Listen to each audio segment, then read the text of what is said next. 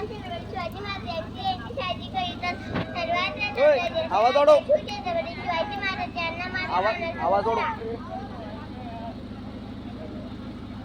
कलम नव्हते, कायदा नव्हता, तरी सुखी होती प्रजा, कारण शासनावर होता माझ्या शिवछत्रपतीच्या. फेब्रुवारी 1936 रोजी जिजाऊ यांना मोठी एक शूरवीर तेजप्रतापी बाळ जन्माले.